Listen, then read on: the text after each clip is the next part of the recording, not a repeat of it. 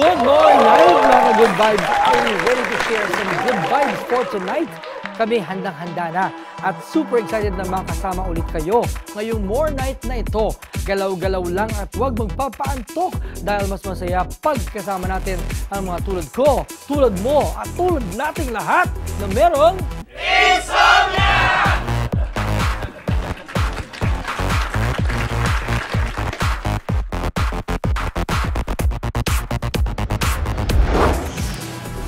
Kahit na good vibes lang ang take natin araw-araw, minsan di natin maiiwasan ang magkaroon ng mga emo moments, lalo na pag natapos ang isang relationship. Ngayong more night, we are listing down the top 7 most common breakup lines at mga bonggang comebacks dito. This is the Yap Dates Reloaded Bitterness Edition.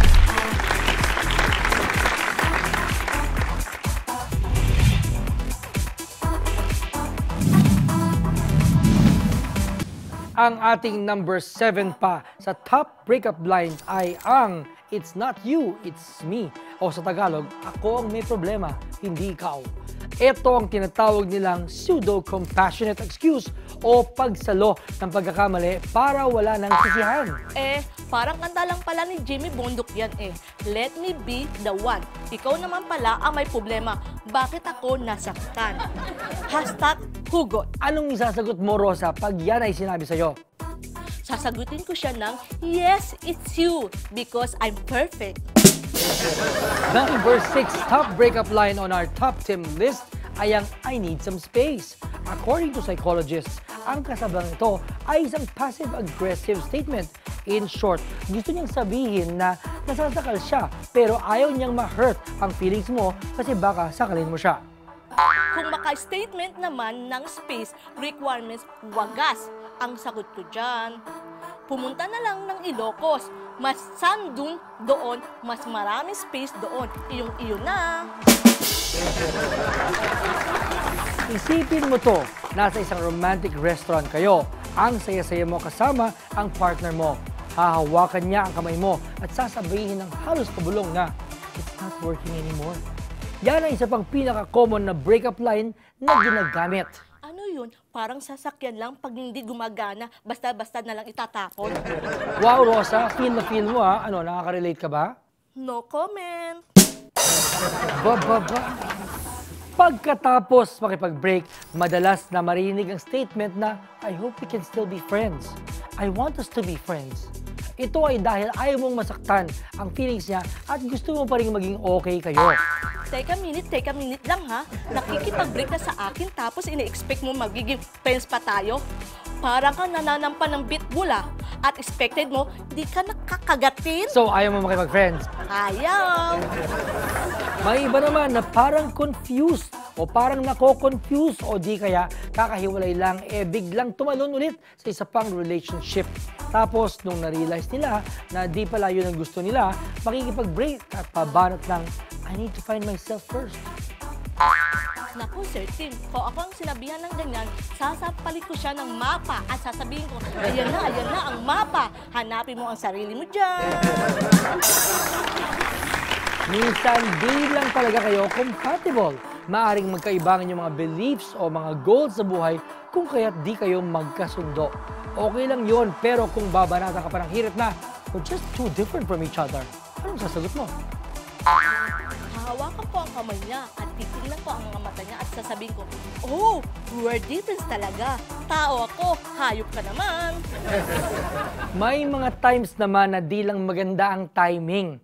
Right love at the wrong time lang ang peg. These are the times na di talaga mapigilang maghiwalay. Ang nakakainis lang yung babanatan ka ng mga linya na, "It's just not the right time for us. If we're meant to be, we're meant to be. And we will find each other kahit sa sulok ng mundo." Walang kayang sulok ang mundo. Bilog ito. Hiwalayan mo ako ngayon tapos gusto mo maghahanapan tayo. Ano ito? Taguan po? Yaplex, di na siya stranger pagdating sa search for love. In fact, ang kanyang latest project na isang well-applauded na indie film na Lorna ay tungkol sa isang 60-year-old na babae na nagkaroon ng series of failed relationships na patuloy pa rin naghahanap ng Mr. Right. Shamaine Buencamino joins us tonight for some serious love and acting conversations when the Tim Yap Show returns. Sumausaw at pakisali sa usapan by using the hashtag The Tim Yap Show Season 6 at itag kami sa Twitter at Instagram with @OfficialTimYap. Ito na, all together now. Ikaw! Flash start ka na ba?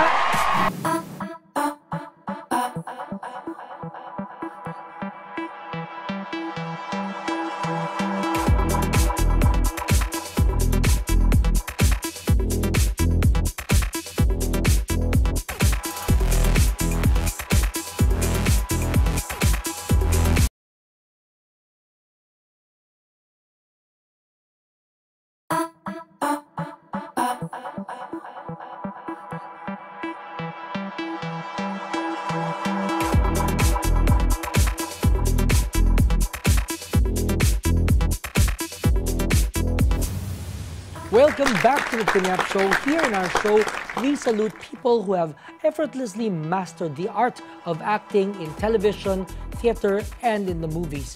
Our guest is one such artist. Ladies and gentlemen, please welcome Shamaine Buencamino.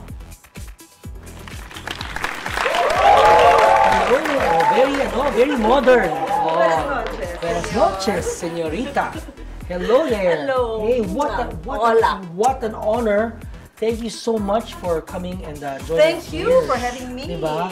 No, alam mo, I've watched you in films and palagi pag nandiyan ka sa eksena, iba yung na-feel ng audience kasi parang na-feel niyo yung, usually they make you so troubled, so may dinidibdib, may dinadamdam, tapos napaparamdam mo sa amin yun. Salamat. So, it's a mark of a really, really effective actress. And from movies to television and to theater, you know, all disciplines, check covered. How have you mastered everything? By studying. Okay, oo nga naman. Of course, so how long have you been studying this craft? Oh, from when I was in grade school, like, you know, in regular schools, you join dramatic clubs, right? You join inter-school declamation contests. Yes. Elocution contests. And then I went to the Philippine High School for the Arts where I majored in theater. And then I took it up in college, AB Theater Arts. And I've been doing it since then. Living, breathing. Yeah, I guess when you're passionate about something, you really want to do it every chance you have. Yeah, and for you, it's like almost like what, every day. When do you rest from this?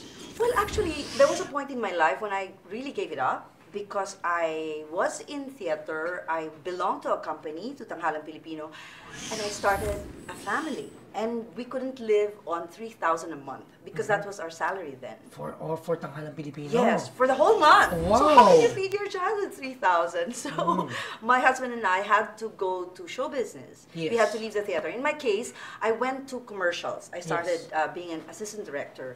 So naiingit ako. I couldn't watch plays. Naiingit ako sa mga actors. So I said, I won't go near theater. So I did 80 work for quite some time. Kasi when you would watch, biglang gusto mong tumalon sa stage doon. Yes, diba? And you don't like that feeling na naiingit ka. It should be joyous when you watch a play. So I stayed away from it until one time when Tanghalang Pilipino again invited me to do Hud. Are you familiar with that? It's an Ifugao chant play. Yes. And so I allowed myself to do it, and then I realized that I could, you know, do one production, just one in a year. It won't be so bad, something like that. 3,000. Nag-improve na noon. 4,000 na noon. Hindi na ako company member noon. I was just doing one production. And then it reached a point where my daughter told me that, Mom, you know, we don't mind if we're not very, you don't have to give us everything that we want. I will be happy with a pair of socks as a gift as long as you're happy acting. Because she knew, because she was also in the arts, she knew how much I loved acting. So, yeah, and she could see how happy you were when you do it. Yes, when I'm doing a play, I'm a great person. Pag hindi, parang mainit yung ulo, ganon. Mainit yung ulo. Oh, wow. Probably, But yeah. diba, when actors talk about Tanghalang Pilipino, in the glory, the years of Tanghalang Filipino Actors Company, and the names of, one of the names that they mentioned with so much pride is your name. Thank you, yes. Because I was one of the first Batch. company members, yeah. So how do you feel that from your pioneer batch, it has given birth to such illustrious names in the industry, and yung mga following batches pa talaga all look up to you guys. So you guys have instilled a culture of great actors. Wow, thank you.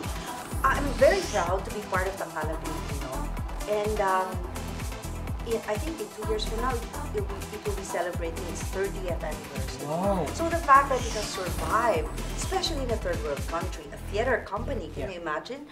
And we really have to beg our audiences to come, and we hardly have any promotions. That's why thank you so much. No, but it's So, part of my passion and my advocacy also to make people know how beautiful our theater scene is. Yes, that's what I keep telling people. With films and with television shows, if you don't have the time now, you can just watch it again, go to the theater again, or well, in dire times, just get a copy. But in theater, you cannot. And when you watch, you're part of the magic. Whatever you give to the show, like if you come sleepy or if you come really excited to watch it, you will get a different thing. It requires something from you when you're watching. You cannot just be sige, let's see what Akala mo happens. passive participation of the audience, you're not passive. You're part of it. And the audience will give you, the performers will give you what they get from you also. If you're quiet or if you're very noisy, their performance changes. So it's a communal thing. How many times were there na parang, ano ba na feel mo, parang patay naman tong audience na to? And how did you deal with audiences like them? Well, parang wala naman ako na-experience na patay. But I want to share with you one instance when I had a play with Mario O'Hara in Wales. Yes. Sumalangit na ang kanyang kaluluwa. The audience was very noisy, and all he did was slowly to turn towards them and stop and just look. He didn't even have to say anything, just look. And then everybody Kept quiet. And Wow. then he just went back, without so much effort. No throwing of the bakya or Yeah, like what that. a master. Yes. So that was Wow. such a good example for me. Sorry. I think one time what happened to me was I waited till the end of the show, and then I talked to them. What did you tell them? You should respect actors. We are not, we can hear you, we can feel you. Kahit na may fourth wall pa. Yeah, and of course, whatever you do affects us. Siyempre, pag umiingay sila, lalakasan mo yung boss mo. Kahit sa eksena, hindi kailangan, lalakasan mo just to top them. So, Wow, kakaibang mga experiences, and that's what shapes you into like the artist that you are, because sa dami ng pinagdaanan mo. yes, your experience, of course. Yeah. Diba? Wow. And then now you are well, that's why you're wearing this outfit right now. Is because we are in this Turn play. of the century. Turn of the Yes. century. Oh. Yes. Very, very beautiful story. I'm sure you all have seen it before, Dangerously Assumed. Yes. But Elmer Gatchalian transposed it to the turn of the century here in the Philippines. So now you don't have French people, you have Spanish people in the same love, sex story. So it's wonderful. Cruel Intentions naman, it was like an American New York version. Okay. Yeah. Yeah. Oh. Actually, it's being performed in so many places. I think it's because we're so decadent. Yes. Oh, it's true too. It's true No, but too. so people are so much interested in getting their pleasure. So these stories are coming back. It's for an indulgent society. Yes. But it still has a good message. Yes. To a certain degree, it makes you think, really, I cannot just be in love with myself, because in the end, I will fail. I have to really be able to sacrifice for love. Okay, what is your character here? I play Glenn Close's character. Now she's called Señorita Margarita. No, Señora, because she's a viuda. Yes. And so what kind of manipulation do you do within the characters of this story? what kind of manipulation. Ikaw yung master manipulator. Yes, yes. Because what makes me tick as a character is love and revenge. Amor y venganza. So she makes, so every time someone commits a mistake towards her, she wants her revenge. So she's manipulating people to do her revenge for her. Something like that. As in your personal life, are you like that? Do you have some vengeful part of you? I think we all do, but we try to repress it. Yeah, restrain konti. And we say, Lord, teach me to forgive. Yes, exactly. Yes. And sometimes we don't have to do it. We don't even have to lift a finger.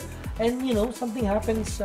Yes, but it's a grace. Yes. Actually, a lot of people think that forgiving is a human thing. No, we cannot do it without the help of God. It's a grace that's given to us. Then we're able to forgive. And so that's what you pray for grace. Yes, to be able to forgive. Okay. How hard did it, you know, for somebody, for such an accomplished actress who's done almost everything, all these parts, how do you, what posed the challenge for you in saying, okay, I want to do this because it's not something that I've done before? Looking, this is such a great role. Yeah, what a material. Yeah, this is such a great role. It's coming from a classic novel, and I'm having so much fun doing it actually, because there's so many things to do in the role, and she goes through so many nuances. She's having fun at the same time. She's falling in love again, and then she's getting hurt, and then she's having sexy scenes. Yun! And then she's crumbling at the end. So, ang sarap. Madaming ginagawa. Masarap pero naman nakakapagod din. At the end of a show, how do you unwind? Diba? Kasi ang dami mo, you went through so many different emotions, you know, went through so much mental, emotional work, that after a show, it must be quite tiring too, physically. Yes, it does. When I want to relax, I drink wine. But a lot of times, it energizes me.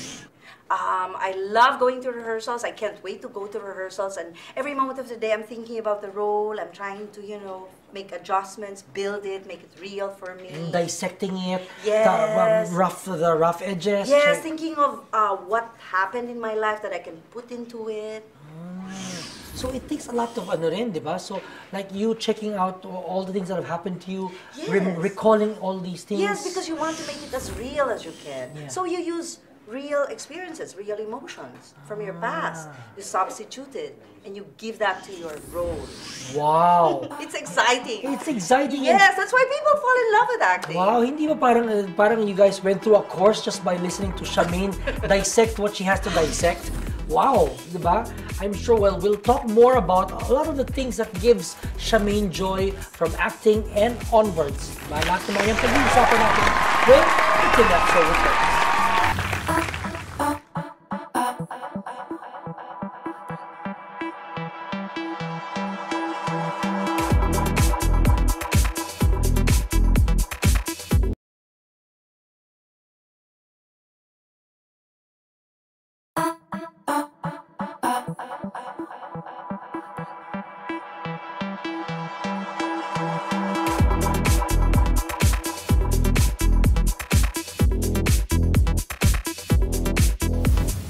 And we are back here talking about the joys of being Shamaine Buencamino.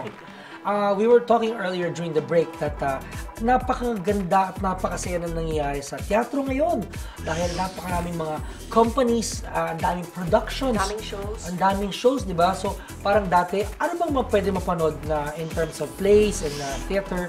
And then siguro dalawang option. O at the most, dati. Rep and Rep and TP, PETA, gano'n. Pero iba-iba depending on the season. Ngayon lahat and so many young actors and directors have formed their own companies. Yes. Kumbaga, Many meron independent siyang groups. Independent groups. Parang nagkaroon ng renaissance in terms of theater. You know, a lot of young people have started going to the theaters. Young actors have started challenging themselves by going into the theater also. What do you think? What brought this change, and what are drawing people into the theater now? You know, I think it's really economics. When you get the audience to come and they watch you, then there's more possibility of other groups forming their shows, and then kasi there has to be a give and take. If there are shows and there's very few people coming, and then those shows will close, and then you won't have a lot of groups. So I think audience. Yes, I think the renaissance, if you want to call it that, is happening because we are having more audiences coming in. And it's also like shows like this that support theater. Now, like, you know, I don't remember being invited to a talk show like this before. I love the theater. So now shows like this are helping us also. So, you know, we have to help each other. Yes. Well, audience-wise, do you see a difference? And when you perform and then you go like, hey, they get it, you know? Oh, yeah. Oh, yeah.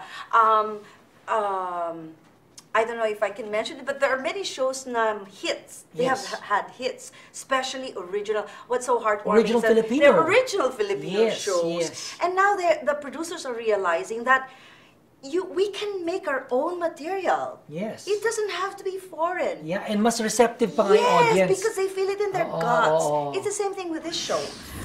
It's not in English, it's in Tagalog, it's with Filipinos in our experience set in the Philippines. Hindi nga lang ngayon, you know, it's in the past, it's in the turn of the century, but it's still ours, it's part of our heritage. Yeah, it's more relatable, mas may anong tawag doon? Yes, makakapag you can empathize with the characters kasi ninuno mo yan eh, di ba? Yeah. And a lot of things na maganda when you watch something historical is that it teaches you so many lessons. Yes. Right? And for Juego de Peligro, ano yung mga lessons na mapupulot nila? Marami. To a certain degree kasi, yung Juego de Peligro, even if it's a lot of sex and manipulation and anong klaseng sex ang makikita nila on stage? Well, we cannot make it na lahat, no? Of course. Yeah. That's UP, ano na yan? Ibang... when we say just sex, because, kunyari, it's the start of making love. Yes, so, but of course, you know, the sex as part of the story. Yes. And then, the seduction is very physical to a certain degree. And because, also in the story, they really love love. Love comes with lust. Yes. And during those times of prehistoric Philippines, pre-modern Philippines, mas yung mga urges mas tago. Mas tago. So mas tago, kaya mas bumubulwak. Oh, wow, what a word! Bulwak. Mas bumubulwak pag nakasara na ang pinto, pag wala na ang mga tao. Mas ano sila. So it's rougher and wilder. Yes. It's something also that a lot of period pieces, period plays don't touch on. Yes. Because they don't touch on these matters because usually kasi they're more involved with stories that happen outside of the bedroom. Yes. This one kasi brings it in. Yeah. Diba?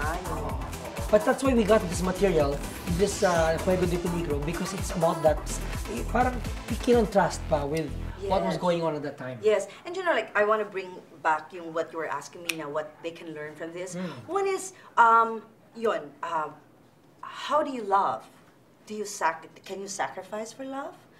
How can you say that you really love someone? Do you feel like you feel less of yourself when you say you love someone? Because when you say that you love someone, are you giving away your power? Yes, you're giving it to the person. You're taking a risk, and some people cannot do it. They cannot commit. They cannot give away their power because yes, they want it for to themselves. Be strong. Yes. So it's a very healthy way of looking at love, learning love through a play. Parang wow. And then how much can you sacrifice for it? Parang ganon. And then also yung ano nga, it's said in the play na parang if you only love yourself, you will never really be happy. Wow, a lot of lessons to be learned with one play. Wow. And a very interesting play pa, you know. It's not didactic, so it's nice. Shamaine, how about you outside the theater? What is a normal day for you? I'm a mother of 4. I'm married to another actor, so we do a lot of another super well-respected actor. Talking about acting and volatile household. And I also do taping, so I have a show. So there's taping 3 times a week if I'm very lucky. And then indie films here and there. Yes. Yeah. Complaints about the system, the showbiz system. versus the theater. Of course, yung diferensya naman nun, yung payment, diba? But what to like TV and movie stars, what can they learn from people in the theater? Discipline. And then, you know what? I think built in yung passion sa theater because no one goes to theater for the money. So it's usually for the fulfillment. So most people are very passionate about it. Nobody goes there and says, I want to get rich here. Yeah, Ganun, you don't. A lot of times, ikaw pa yung kailangan. Abonado ka pa. Correct. You get rich in other ways. Yes, and you really learn about the craft. There's no other place to learn the craft because you study a play for 2 months. So nahihimay mo talaga yung character. Unlike in television or film na you're given a script, mabilisan, you don't have enough time to pero so, nahimay mo nang yung role na mabuti, pero yung performance, parang medyo konti lang. I think we can have more performances so that parang mas ulit naman yung internal work mo for the character, di ba?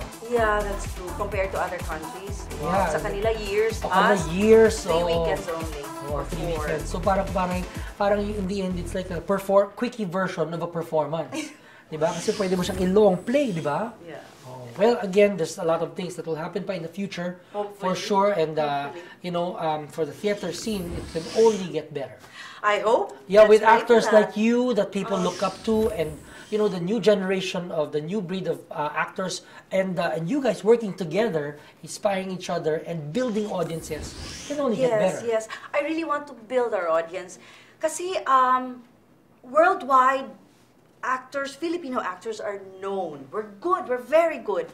So we just have to make the Filipino like to go to the theater. Love going to the theater. Love going to the theater. Kasi medyo wala yun sa natin Sa kultura pa. Wala pa sa ating kultura. They'd rather watch films or television. Or mall shows. Yeah, kasi may commitment sa panonood ng theater. You have to dress up, you have to travel, you have to sit quietly for 2 hours. So we should love making that commitment to our soul. That's for our own soul, di ba? Yes. Ayun. So thank you so much, Shamaine. What Thank a you. great learning experience Maraming listening to you and how much you love your craft. It's so inspiring. Maraming salamat. Salamat. Yeah, we have something for you. That's from Rosa. Salamat, Rosa. Yeah. Gracias. Diba? Ayan. Vita Coco, ito iniinom ko. Yeah. Okay. So please invite them to watch. Yes, please. We open on February 20 and we run for 3 weekends at the CCD Little Theater, and our shows are at 8 p.m. We have a matinee and an evening show on Saturday and then a matinee on Sunday. 4 na shows lang a weekend, so please come. Yun, diba? Thank you so much to Marriott Hotel for being our home for tonight. And again, Shamaine Buencamino, what a blessing you are to the Filipino artist. Salamat. A living example of how it is to live your life with passion and love what you do with more passion. Diba? Yan ang nakaka-good vibes. Na yun yung sabi, dapat laging good vibes para laging good night. Kasama ni Shamaine Buencamino. You are watching